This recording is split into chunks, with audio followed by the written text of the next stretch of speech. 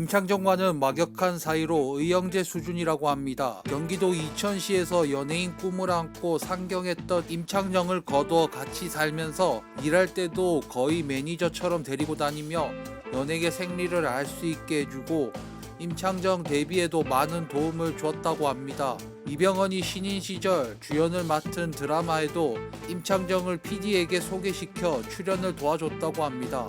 그러던 임창정이 비투로 대박이 나던 때 이병헌은 야심차게 출연했던 영화도 망하고 어려움을 겪고 있었는데 임창정에게 술 한잔 하자고 했더니 다음날 공연을 핑계로 술자리를 사양했다고 합니다. 이병헌이 좀 떴다고 이제 형을 무시하느냐는 식으로 싸움이 일어나 한동안 안 봤다고 합니다. 그러다가 몇 년 뒤에 임창정이 이병헌에게 전화해서 자기 안 볼 거냐고 말한 뒤에 다시 관계가 회복된 것 같습니다. 임창정 씨의 어머니가 돌아가셨을 때에도 영화 촬영 중에 장례식을 방문했다고 합니다.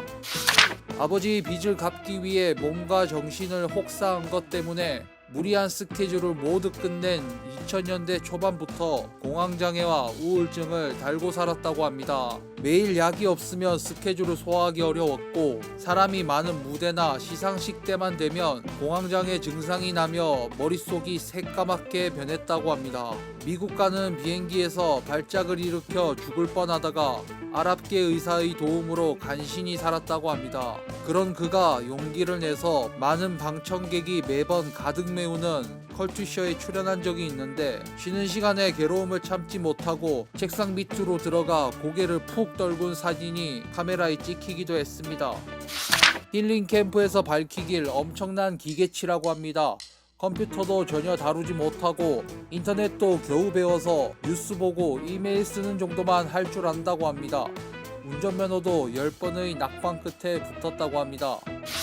연기자의 꿈을 키운 건 영화 애호가였던 아버지 영향이 컸다고 합니다. 건설 회사를 운영하던 아버지는 어릴 적부터 시간만 나면 이병헌과 영화관에 영화를 보러 가거나 비디오를 빌려서 이런저런 영화를 구경시켜줬다고 합니다.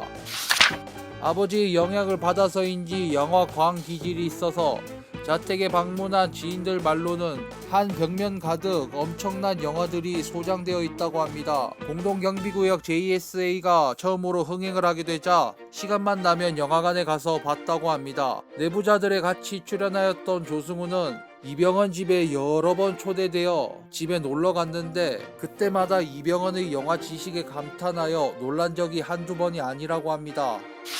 그도 데뷔 초반엔 엄청난 발연기로 혼이 났다고 합니다. 데뷔작이었던 미니 시리즈 드라마 아스팔트 내 고향에서 조연이라는 꽤 큰 배역을 맡았는데 첫날 촬영 직후부터 당시 연출자였던 정의령 감독이 모든 스태프들 앞에서 이병헌에게 이 작품은 나의 데뷔 작품이자 은퇴작이다 라는 말을 복창하도록 강요했고 그 이후에도 촬영 날마다 매일같이 감독에게 비난을 당하는 수모를 겪었다고 합니다. 심지어 이병헌이 사온 음료수조차 내가 네가 주는 걸 왜 먹어 임마 라며 거부했다고 합니다. 그 후로 진짜 이대로 은퇴할 수가 없으니 항상 목숨 걸고 연기해야겠다고 결심했다고 합니다.